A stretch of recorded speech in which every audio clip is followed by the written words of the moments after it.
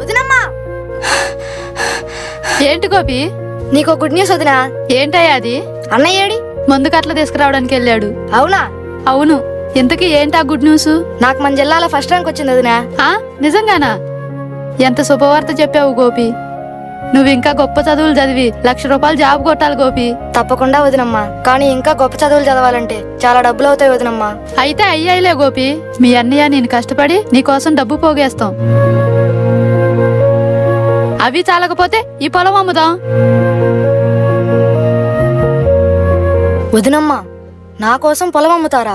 ఏం గోపి, నీకోసం అమ్మకూడదా? నీ స్థానంలో నా కొడుకుంటే మాత్రం అమ్మనా చెప్పు?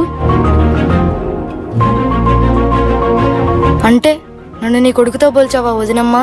పోల్చడం ఏంటయ్యా, నువ్వు నా కొడుకువే.